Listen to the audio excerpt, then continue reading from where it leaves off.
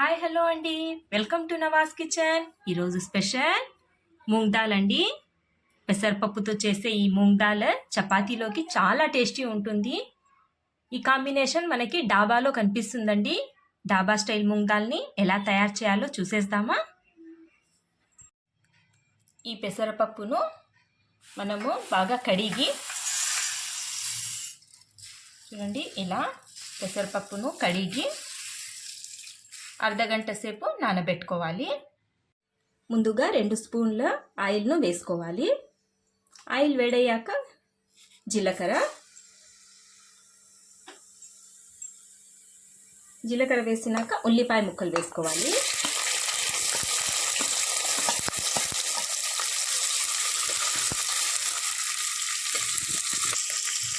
ఆ తర్వాత టమాటో ముక్కలు, పచ్చిమిర్చి 2 అన్నీ వేసి కలుపుకోవాలి.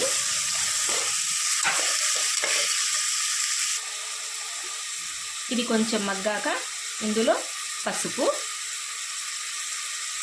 ధనియా పొడి 1/2 స్పూను, కారం 1 స్పూను వేసి కలుపుకోవాలి.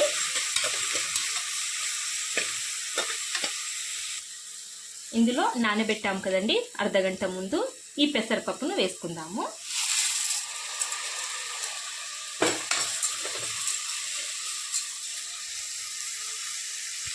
వేసి కలుపుకోవాలి.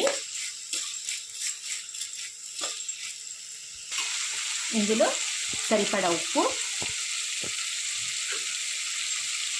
కొత్తిమీర వేసుకొని కలుపుకోవాలి.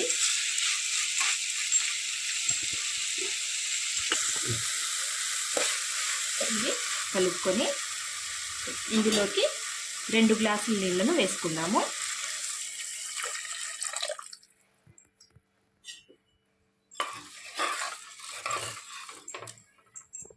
ఇది చాలా తొందరగా అయిపోతుందండి, టేస్ట్ కూడా అలాగే ఉంటుంది.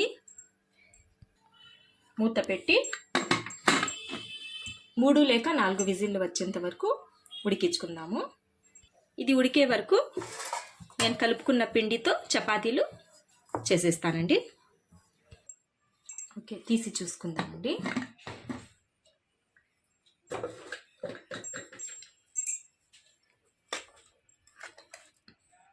సరిపోయింది చూడండి, ఇలా. ఓకే, కరెక్ట్గా ఉడికిపోయిందండి. ఇప్పుడు సర్వింగ్ బౌల్లోకి తీసుకుందాము. చూడండి, ఈ మూంగ్ దాల్ ఇలా ఉంటుంది. చాలా టేస్టీ, తొందరగా కూడా అయిపోతుంది. ఫ్రెండ్స్ చూడండి, మూంగ్ దాల్ రెడీ అయిపోయింది. దీన్ని చపాతీతో తింటే చాలా టేస్టీగా ఉంటుంది. చూసారు కదండి ఈ video.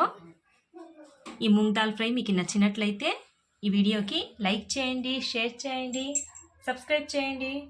Thank you for watching.